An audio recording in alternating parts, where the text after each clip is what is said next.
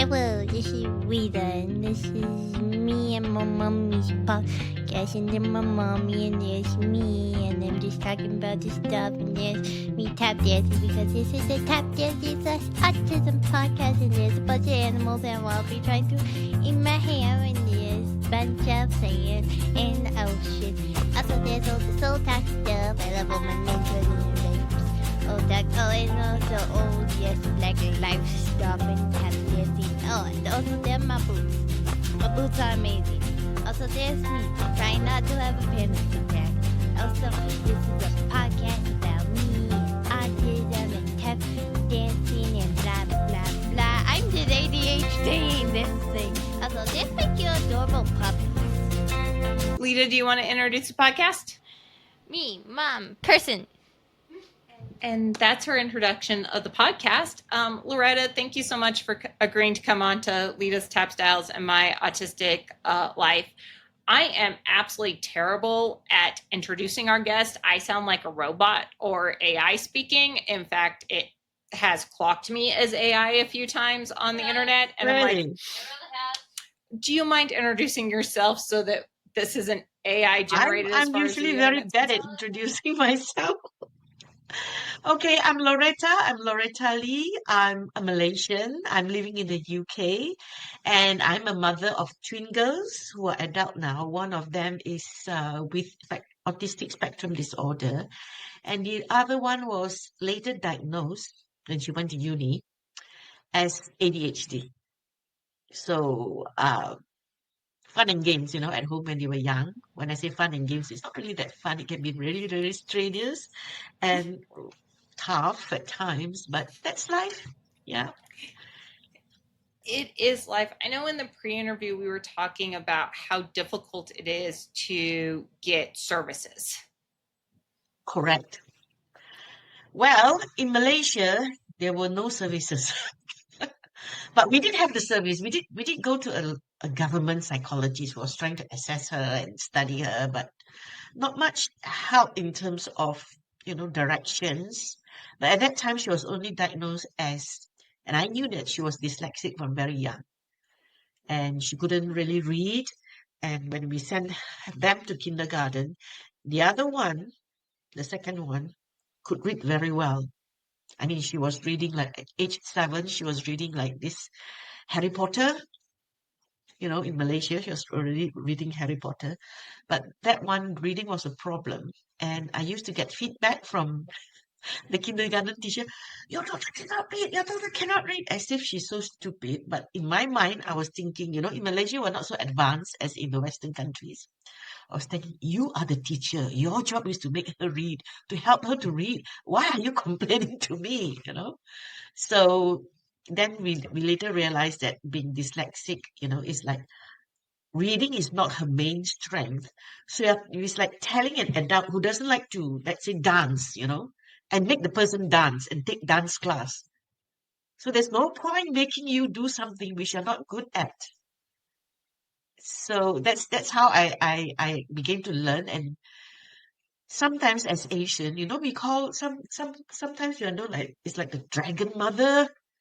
They really push their children, but in this case, I can't push my children. And even when I was young, I didn't like to be pushed. So, but I thought I'm a very sort of compassionate person, understand people's suffering and people's hardship. But I think being a mother of a child or children with special needs, I mean, the idea, the compassion that we have to go through is like, it's different. It's on a different level. Yeah. So that's the thing that I find. Yeah.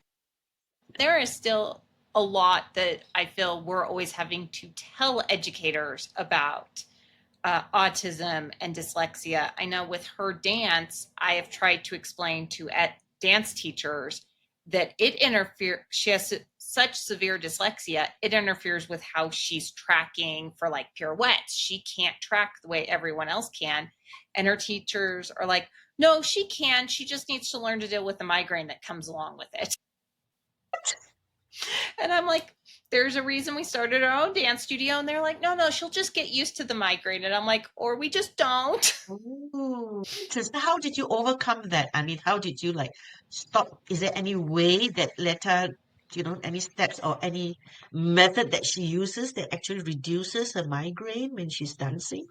It's interesting. She just, once we pulled her out of the traditional studios, she's like, I use headphones for all the noise, because the noise in traditional dance studios, most of them around here have those fluorescent lights, and the teachers do not, and studio owners don't understand fluorescent lights make an annoying sound if you're neurodivergent.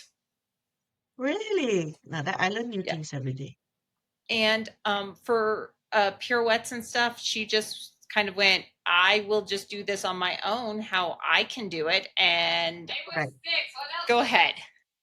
But all I was saying was, I was 6! What else was I supposed to do? As a plus, I can't speak sentences or English at all. Barely. But she also would come out going, by the time she could talk, and she was like 11 right before we left traditional dance studios, she's like, my teachers are just so dumb. They think I'm the dumb one, and they know nothing about neurodivergency or neurology. Yeah. It's good that you step away from them and set your own thing. Do it yourself. That's the best. That's the best. Yeah. You mentioned having to move, or that you moved from Malaysia to England. I know even in England, it's probably not the easiest to get services. Yes, it's not easy because it's free in a sense. Of course, if you want to pay private, it's going to be very high price. So when I came over here, they were, so they're not getting enough services, blah, blah, blah. But now, like 10, 18 years from now, the resources that parents are getting less and less. And a lot of people are going private. So during that time when I was here, when I just moved here, it took me about 2 years for her to go around the local pediatrician. Actually, when I came here, within 2 months, I got the local, we call it surgery, which is our doctor, to refer her to CAMS, which is children and adolescents mental health services. But they refused to accept her, saying that she has got to go and see the local pediatrician. So we have to go every month or so, whatever time that's needed. So I just take her there and we have to see the psychologist, we see speech therapy, another psychologist, and it's a team, you see. So they rotate and rotate and rotate. So we spent about 2 years, doing the rounds before she was Oh, like referred to camps. yeah. And I learned the importance of keeping records. So when the pediatrician asked me her, what she was like when she was young. And luckily, because I joined a parents group in our area, and the lady says you need to have good records if you want to apply for for disability living as a carers. So as a carer or caregiver, my daughter or my child has to be label as such that it's special needs before I can be a carer. So she says when you apply for that, you need to keep good records of her development, her bad days, her good days. So I decided to start to do a sort of the spreadsheet, chart and whatever. So I recorded from the day that she was born as far as I can remember how her development was and all that. So one day I brought it back to the lady doctor. Oh, I've never seen anybody who's done this before. Wow. What are you? What are you? I said, I'm a housewife. But she didn't know that I've got an MBA, but I was a housewife. Yeah, that's correct. So I said, I've never seen anything like that. And then I realized that it is so important to keep records from the time that she goes to school. And even when she was in school, I kept all the letters, all the appointments, all the police report. So now I'm going to write a book about it. Leta has a very large stack that is now digitalized of every single thing that her doctors have said, every single thing a teacher has said, up until she was about 11 when she left therapies. And then it's just, my stuff or her developmental ped, her behavioral shrink. Every now and then we'll hear, because we talk as friends, they'll hear something and they're like, hey, add this to her file right now. That's great. I mean, that's great. And it's like a book then. You can look back and, Yeah. oh, that's me. That's how I grew up. These are the challenges. And I think it's good to share that when the time comes, when it's appropriate. Yeah. You're over there going, I'm confused. Yeah, we all have copies of it too, so that if something happens, go ahead and say something. Come I have on. copies of all your medical records. She's like confused over there. And I'm like, yeah, I have copies of everything Frank wrote and her Wait, so developmental wouldn't that pediatrician. mean you have copies of A, people robbing me with coffee since I was 1.5, and B, how I dislocated my hip? Yep, I have. So the coffee thing is her old pediatrician when we were living in New Mexico was one of my good friends. When we would go to have coffee together, she was getting her Starbucks frappuccinos. And I'm like, I am not the one who's going to get yelled at by your physician's assistants when I bring her in for her next visit. It seems if her doctor's giving her the coffee, her doctor's getting yelled at. Definitely seems like not mommy's fault if the doctor is the one handing over the stuff to the 1-year-old that she probably shouldn't be drinking. Stop bribing me with coffee at any point. Anywho's, one thing I did want to bring up, you have a daughter who wasn't diagnosed because your kids are twins at the same age. How was it raising one daughter who was supposedly typical and one daughter who was neurodivergent? Well, it brings a lot of I think the main thing that I can now looking back is that time I spent with the one with the disability, the known disability at time, and the other one, her behavior was not very typical, but I couldn't explain why she's like that. Like, for example, she just can't sit still for a dinner. Like Sunday dinner, we'll have over here, the dad will cook like Sunday dinner. I'm not sure whether we have it in the US. It's like Sunday roast pork or roast chicken, and then we have it for lunch at 2 o'clock, not 12 o'clock. So she will be running about and going upstairs and running about. I said, can you please sit still and have dinner? No, she has to run about and all that, and she can't focus. So, but during the time when they grew up, a lot of time was spent on the one with ASD, and she feel left out, very much left out. And I grew up in a family where my father was a very fair person. There were 6 of us children in the family, but he treated us all very fairly, not equal, but fairly, because different people have different needs. And I wanted to have that in my family. But because of the demands placed on the time that I have to give, twin one, more more time by default, although I'm very aware of that. I'm a trainer. I was the corporate trainer, and I teach communication. So even though I did that. So to me, I tried to spend more time with her, but it wasn't enough. Until one day she told me, why is her sister getting away with things like what? Like she's got to do chores, whereas her sister don't have to do chores and things like that. So I said, are you autistic? She says, no. Do you want me? Your sister is autistic. Do you know what problem she has in school? She says, yes. She has problem with friends. Yes. She has problem with communication. She has problem with the teachers and things like that. So I said, you are not. So do you want me to treat you like I treat her? That you have a disability? Says no. I say, yes, that's the reason why I don't treat you like you have a disability. Because you're normal. And my role and your sister, I said she can't do it, even though she wants it. I cannot push her. But it's her choice. Even though it's by default, it's her choice. So that is what she is, but for me as a mother, the role of a mother is to make sure that her children grow up to be independent so that when they grow up, they can live on their own. Like, for example, if you want to go to university, you have the living skills. And asking you to do chores are helping you with your living skills. I said, yes, mother. So I was quite happy.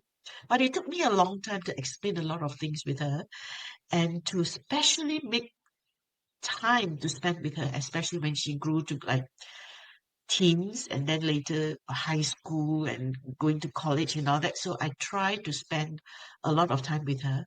But I think she sometimes like just feels so frustrated. But I try not to reprimand her or scold her because I can understand her frustration. And I remember at one time we went back to Malaysia, and the first one being the first one, she's being like, okay, let's go shopping, and then she'll go here, go there, and just do whatever she wants. And she's the one that has the feeling because the other one didn't have the emotional thing to process. But she, the one with ADHD, has the emotional thing to process. And it was horrible in the sense that she was getting so like frustrated in a lot of things. And then my sister would say, oh, look at her. She's even worse than number one, you know. She's like so disobedient, so antisocial. She wants to do things her own. She's like sulking and all that. Why don't you scold her? I can't scold her, you know. But I understand her frustration. But that's why sometimes family members tend to think that they are helping us by giving us advice, but they don't understand the situation. I'm sure you get that. Friends and family members. Don't go too Yeah, off on it. she's like, don't. She's over in the background going, "Do not go off on it." But yeah, no, we've had a lot of family members give advice that it's like, yeah, no, I'm not paying attention to that. Thanks for the advice, but no. Even she's gotten annoyed the older she's gotten, going, I love you, but I don't need your advice. One thing I like about I think Western world, people who are more like in the Western countries, they are much more assertive. Whereas Asians, we're not that assertive. But my children are mixed, so they're quite assertive. But not me. It took me a while to learn to be assertive. It's I can't definitely a hear thing you. that we have all learned to be assertive. I think sometimes too much in her teenage years because she has no filter when she's talking to people now. But Oh yeah, My talking about filter.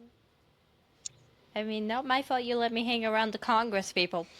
I don't care if you keep going. We didn't know you started being receptive.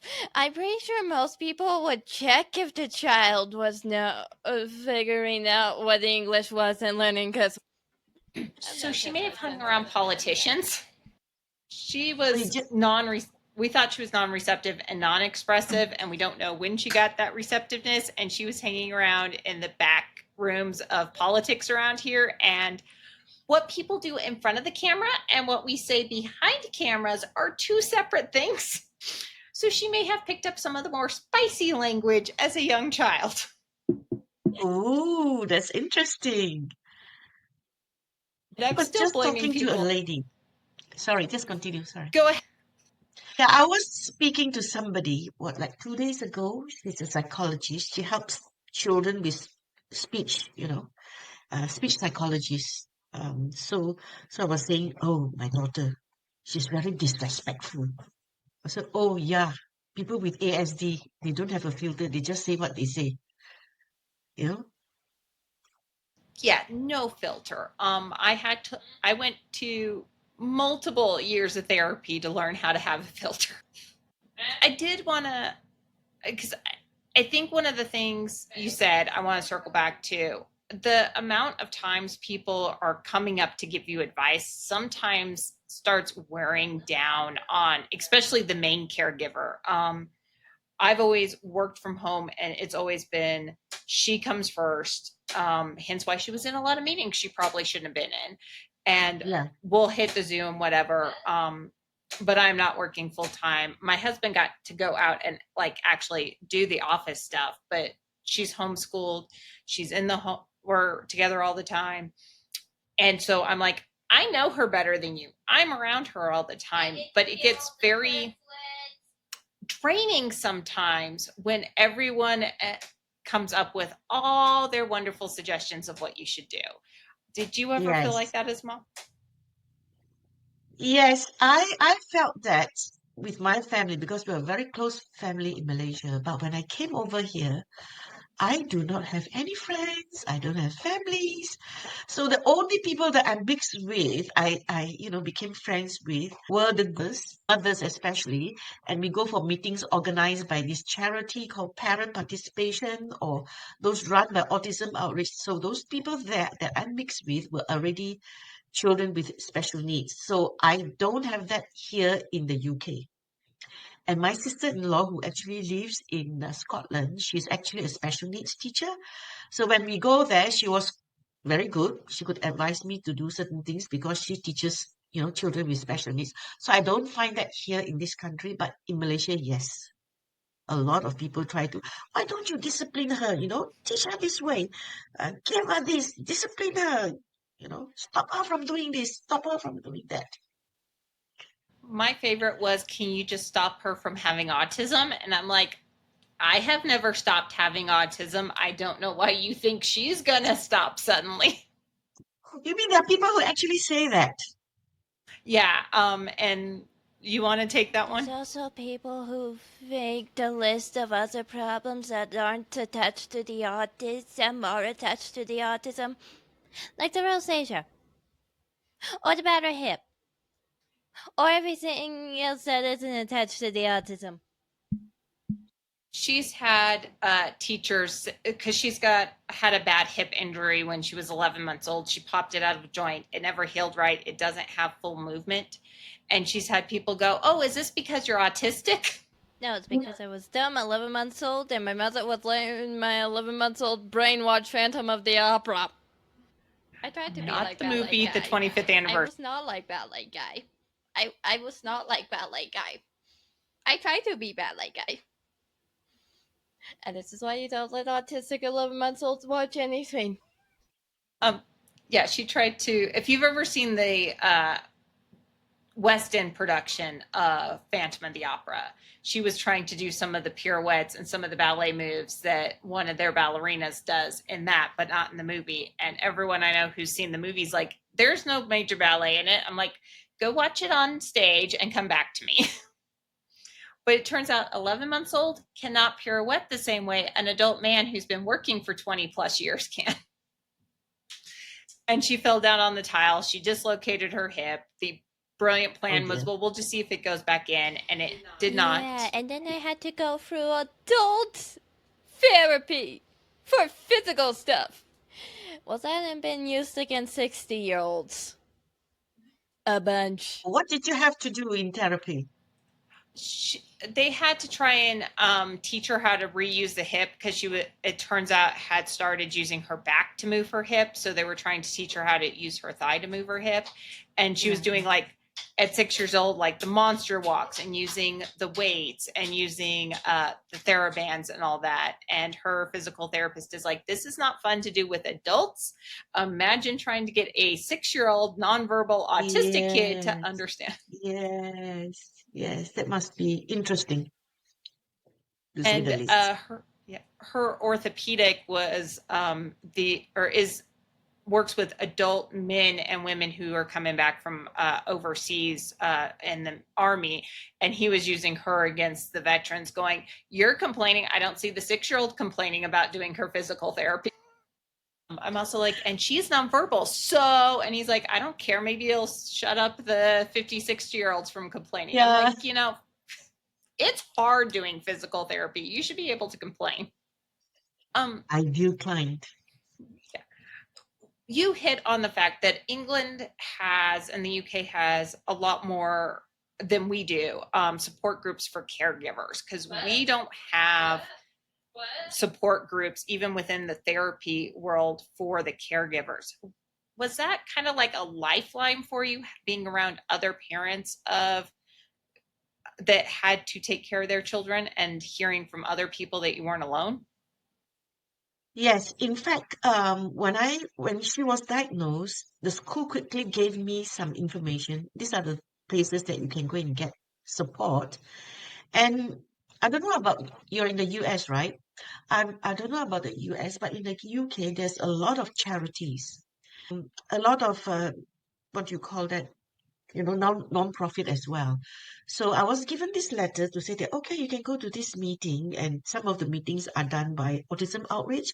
Autism Outreach is actually part of the local council, sort of a county council initiative all over the UK. It's like a body to help school to understand and to work with students who has autism.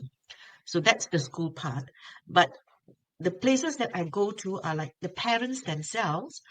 They organize groups for like every month or so. They'll have a certain type of meeting. Don't know what day is it, and you can go there and have a chit chat.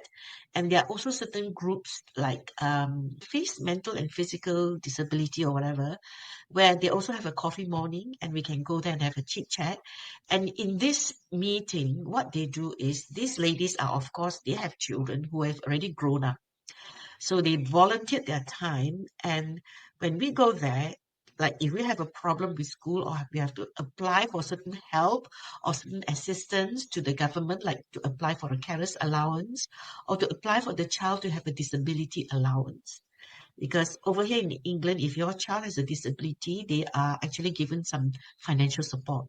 And once your child is actually has a disability label, they call it label, for the child to be labeled, but without the label, you cannot access this sort of support. So the label is very important. So it helps. So once you got that label, then you can be a carer, and the government will pay you a bit of money, not a lot, but at least it's a recognition that, you're caring, because it's a very, very tough job caring for children. And there'll be a lot of a so-called carers group, like we have one in Birmingham, they call it carers, whatever.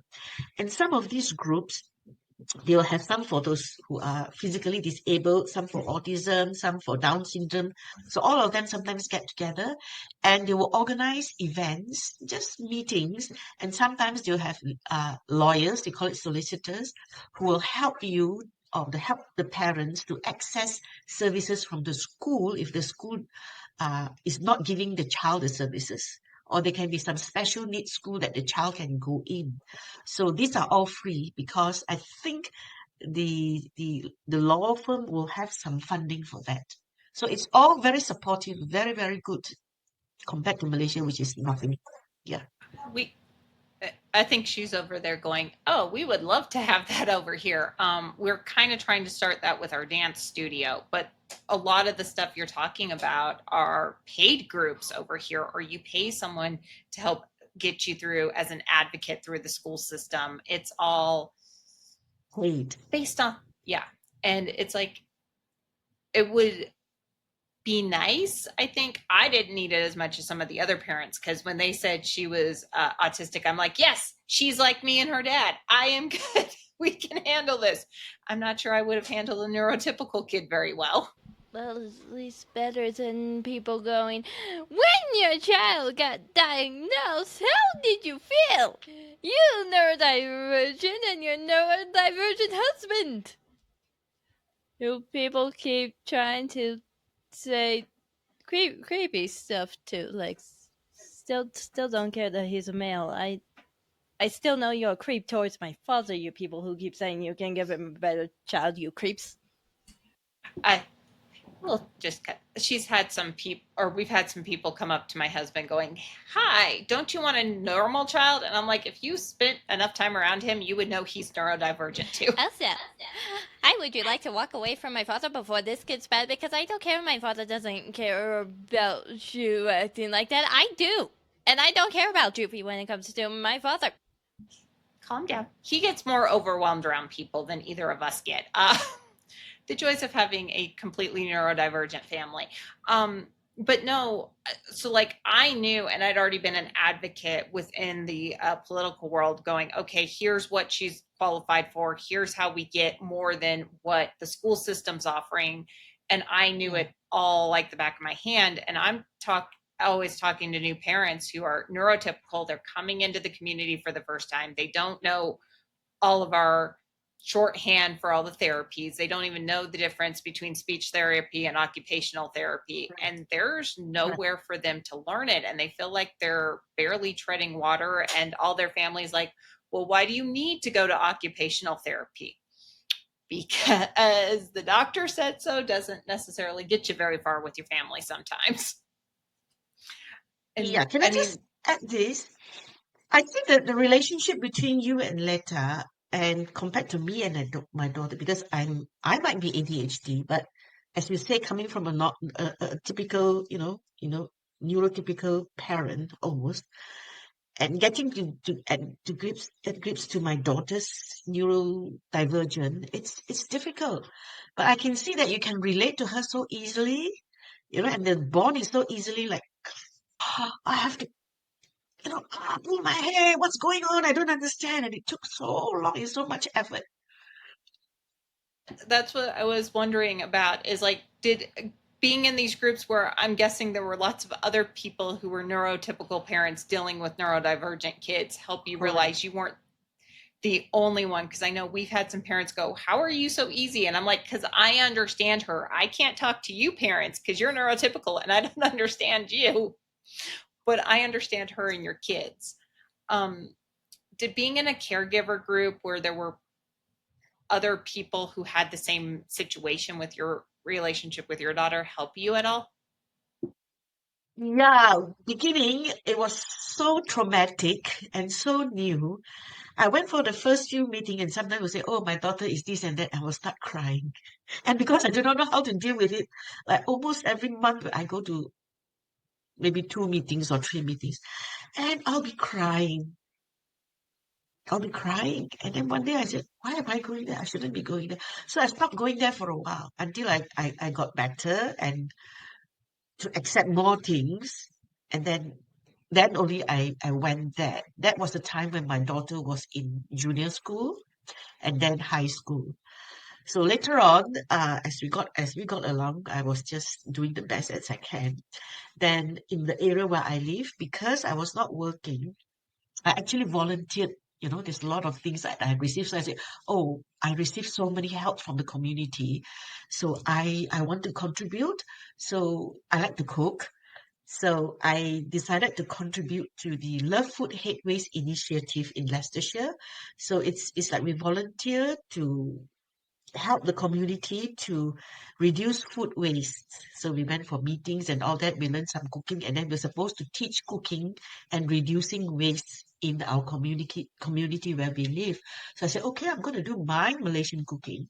So I went to do a few. There's a few. Well, there's another one called Shilton, and the bigger one is called Hinkley. So I did this cooking classes. So I work with the community people and I teach them how to cook. There were about 6 classes. I show them a Malaysian cooking, and later at the end, the last one, I say, I've never been to a real English like family to have real English meal. So can you all cook your English meal so that I can try it? So we had that and it was fun. So because of my association with that, uh, I came to know about carers because they know that I'm a carer. So there are other community workers that introduced me to some other carers. And at that time, that carer 30 years old, about late 20s. So we said we want to have a group. So we started a group. Slowly, we began to get more people together and we formed a group. And then we started applying for funds, like, for example, the parish or maybe this thing called Rotary Club. Do you have Rotary Club in US? We do. So we apply, they have some funds, we apply for some funds, so we get the fund and then we say, okay, with this, we're going to do a barbecue, for example. So we had a barbecue and we invited more carers, so our network increased. So later part, we also apply for funding to do something for us for self-care and relaxation. And then we were told that you can get even more funding if you are a registered body. So it was very good in the sense that the Leicestershire lady, they sent somebody to talk to us about different types of body association or a type of body that we want to call ourselves, whether it's a charity or constituted or it's just a local, thing. So we found that by just being a constituted body, that means we don't have to have like a charity. You have to have what do you call that? You have to handle money, get donations, and then you have to have a record. You have to keep track of how much you spend, and you have to go for an audit every year. So we said, no, we're not going to do that. We're all carers. We don't have time. So we just become a constituted thing. That means we have a constitution, have a bank account, and then we can start applying for funding. So that's what we did. We have two different levels of nonprofits here, and thankfully the last year we were in the under 50,000 in donations, so we did not have to get audited yet. Once we go above 50,000 a year, we have to get audited, and I'm like, Yeah. that will be fun. Yeah, it's a lot of work if you have to audit, and it costs money as well. So now we're just like a constituted. So, but the thing is, people like Rotary Club or the Lions Club, they don't pay, they don't give you the donation to pay for somebody to help you or to pay for, they call it employee.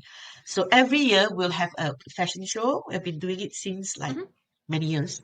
We'll have a fashion show, and this fashion show is unique in the sense that the company that does the fashion show, that supplies the clothes, are actually working for their own charity. So we have our own group. So what we do is we rent a place for the fashion show, which is just like a pub, you know. Here there's a lot of pubs in the evening.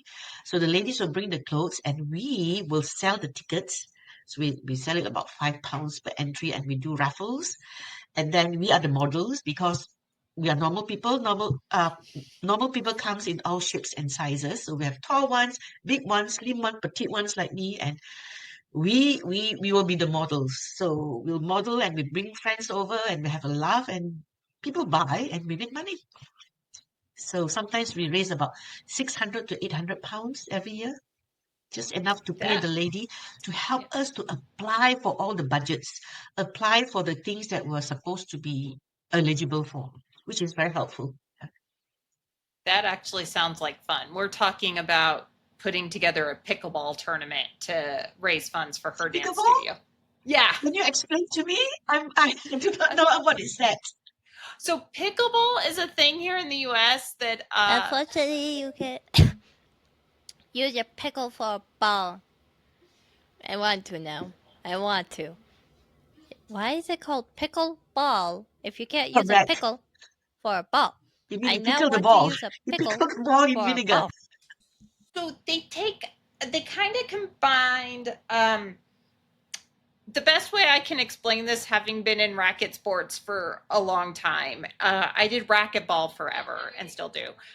You take a tennis court, but you take a paddle from like the ping pong court, and then you Okay. have a ball that has holes in it and is really like plastic. So you're kind of playing badminton mixed with tennis mixed with ping pong.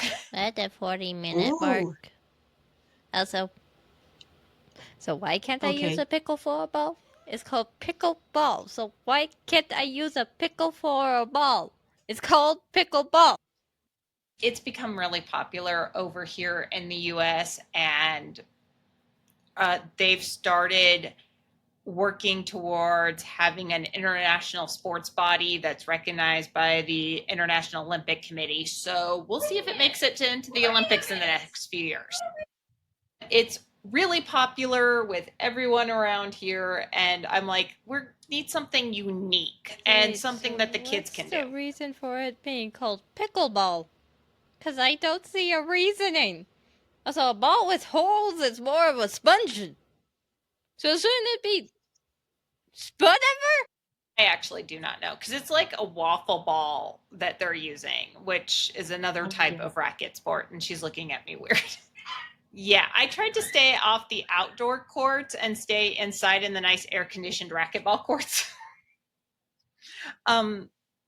We are getting towards where we said we'd let you go. I would love to have you back on the podcast if you don't mind later, Loretta. Sure.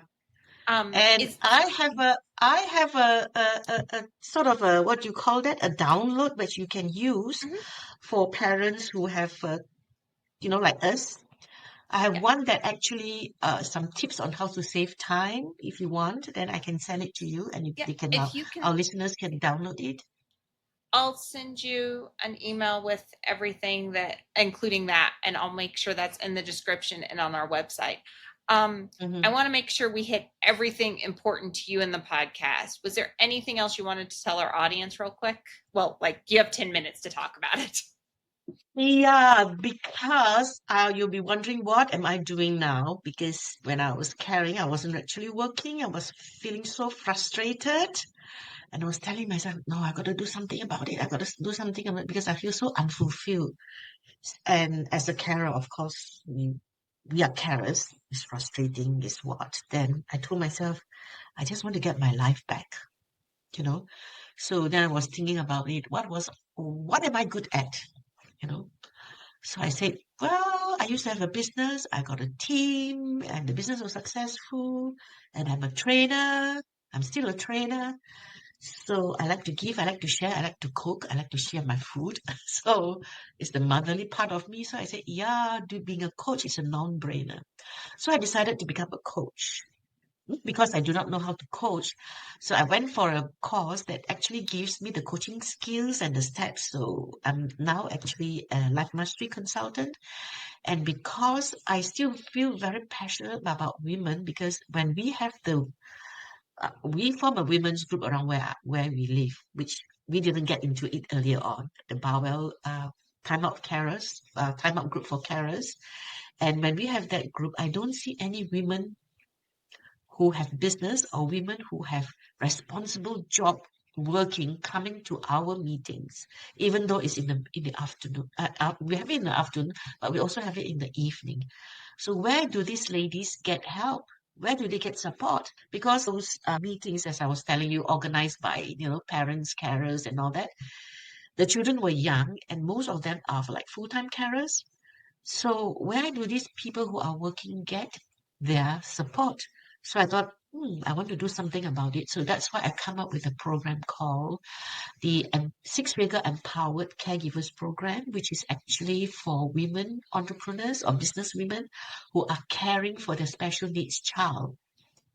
Because as women entrepreneurs, we sometimes get fed up of balancing our business and the caregiving responsibilities. And when you have a business, cash flow is always a problem, inconsistent.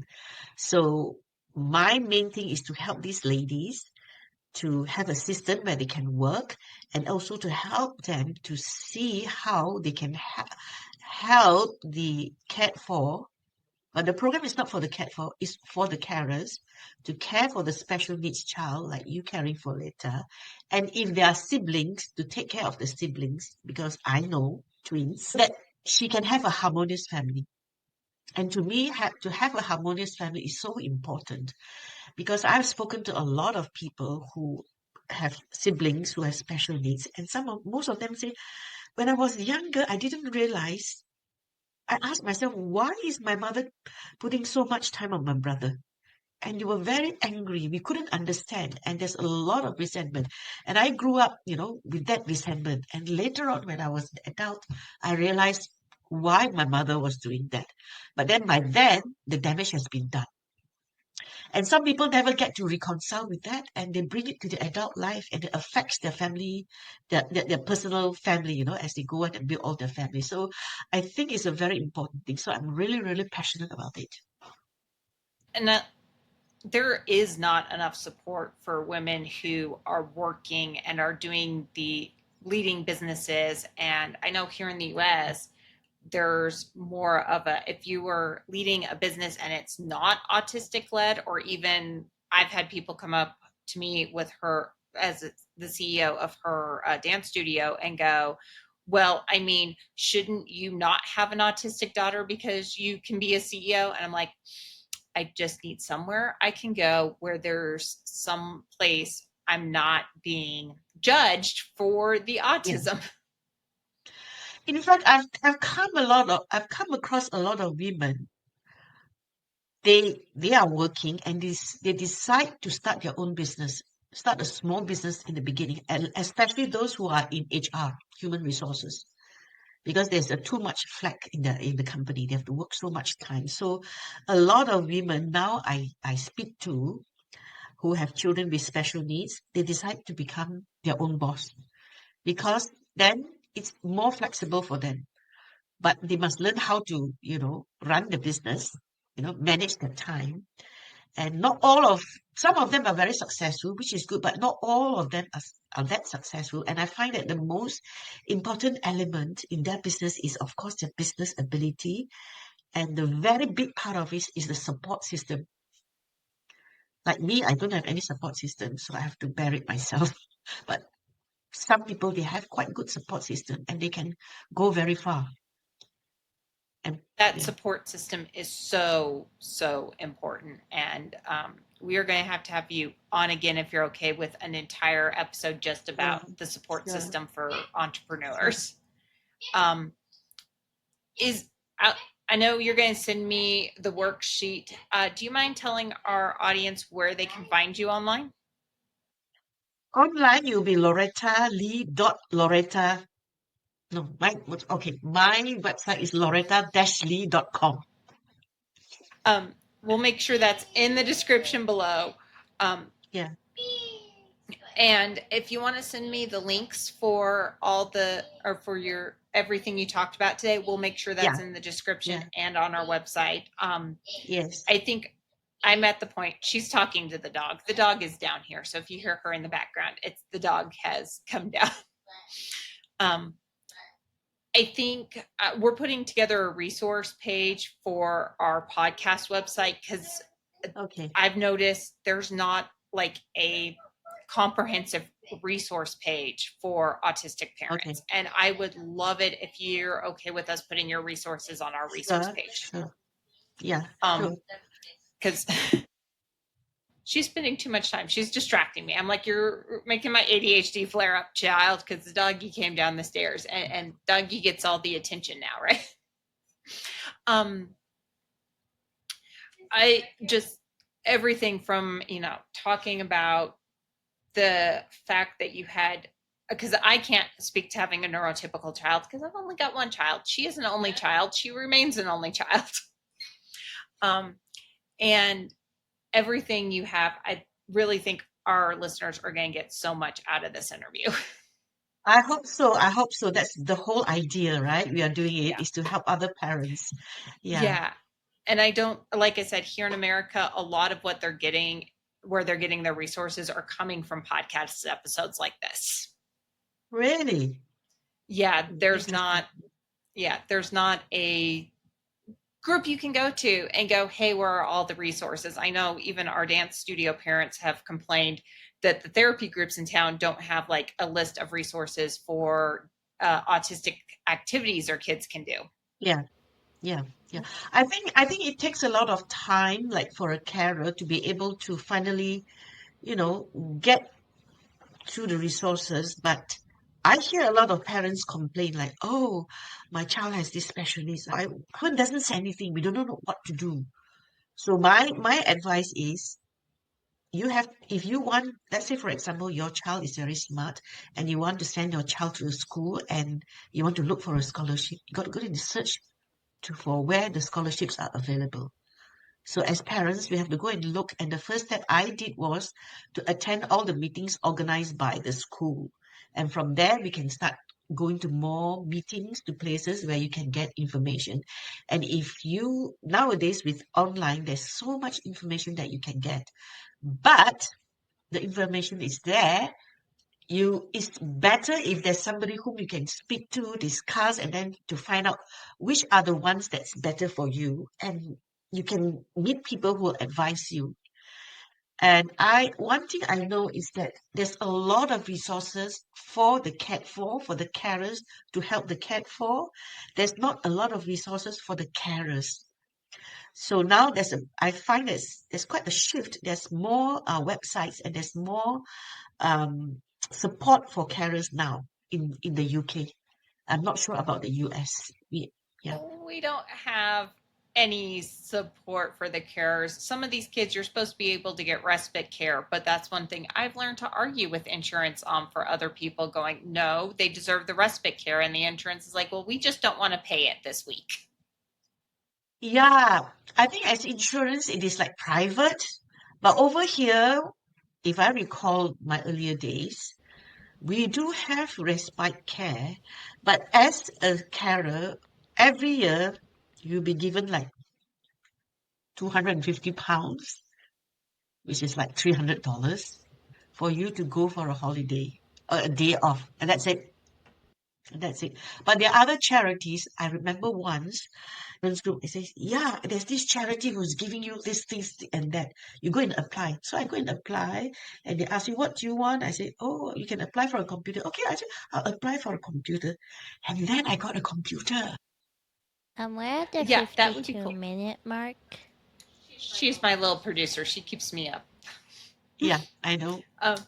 She's really good at that. How long you want this thing to go? Because at this point, we're going to go to an hour. I have it scheduled for. I'm too interesting. I know. We are definitely going to have you back on, Loretta, if you don't mind. Sure. It's so fun speaking to you both. We had a blast speaking, and she starts speaking more the more that you're on the program.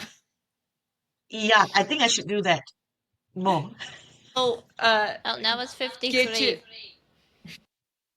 Can we go quicker? Become ASD. Because I also noticed that the little, we've got a pity Staffordshire mix, and there's a fly in this room, and he does not like flies. Pity's He's having a panic attack.